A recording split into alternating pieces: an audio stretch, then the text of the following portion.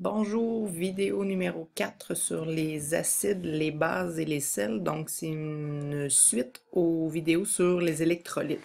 Donc, d'emblée, ce que je vous dis, c'est que les acides, les bases et les sels sont tous des électrolytes. Ça veut dire que on met des acides, des bases ou des sels dilués dans l'eau. Donc, en solution aqueuse, automatiquement, il va se créer des ions positifs et négatifs. Donc, c'est sûr qu'il va y avoir de la conductibilité électrique à divers degrés, évidemment. Donc, ça peut être des électrolytes forts ou des électrolytes faibles. Comment on reconnaît les acides? Donc, premièrement, les acides, vous savez, vous avez déjà vu que les acides ont un pH entre 0 et 7, 7 étant évidemment exclu parce que c'est neutre à 7. Donc, les acides, donc vous en avez des exemples en haut, HCl, HCO3, H2SO4. On a l'exception du CH3COOH, donc le vinaigre. On a du HF, du H2S. Donc, ce qu'on remarque, entre autres, c'est que leur formule moléculaire commence presque tous, sauf le CH3COOH, par un H. Donc, ça, ces substances-là, ce sont tous des acides qui sont tous des électrolytes. Ça veut dire qu'ils conduisent tous l'électricité. Comment on les reconnaît, les acides, les formules moléculaires des acides? C'est assez simple. Ça débute normalement par un H et c'est suivi par un élément qui est non-métal. Donc, dans votre tableau périodique, facile à reconnaître, à droite de la ligne en escalier. Sinon, ça peut aussi être un H suivi d'un groupe d'atomes, donc un ion polyatomique, comme ceux qu'on a vus, qui sont négatifs. Donc, par exemple, le SO4, l'ion sulfate, le CO3, l'ion carbonate. Ça, c'est les exemples qui sont ici.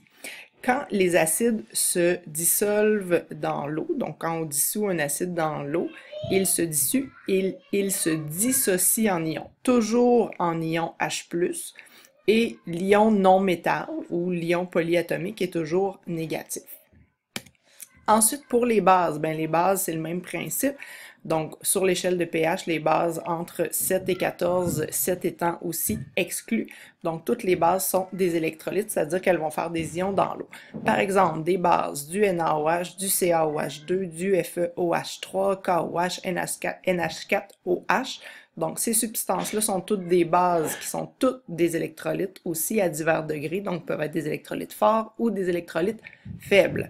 Comment on reconnaît les bases? Ça débute par un métal et ça se termine par l'ion polyatomique OH.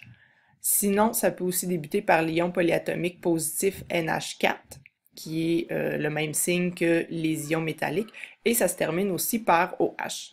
Quand les bases se dissolvent dans l'eau, elles se dissocient en ions. En ions comment? L'ion métallique va être positif, donc tous les métaux, quand ils se dissocient en ions, sont positifs, et l'ion OH- va être négatif. Donc, c'est ce qui caractérise les bases. En fait, c'est la quantité d'ions OH-.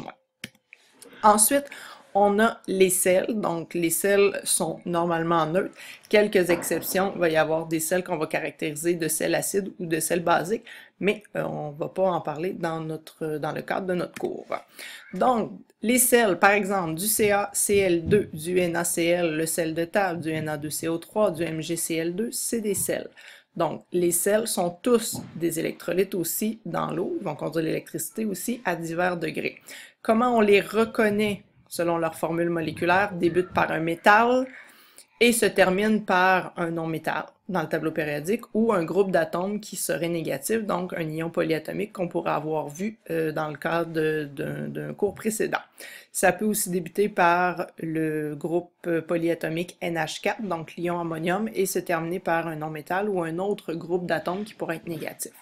Donc, les sels métal-non-métal, donc évidemment caractérisés comme étant une liaison ionique. Quand ils se dissocient dans l'eau, ça donne un ion positif, donc un cation. Donc, le métal est toujours un ion positif et l'anion, l'ion non-métal, toujours négatif. Et voilà, c'est déjà terminé. Donc, on se revoit en classe.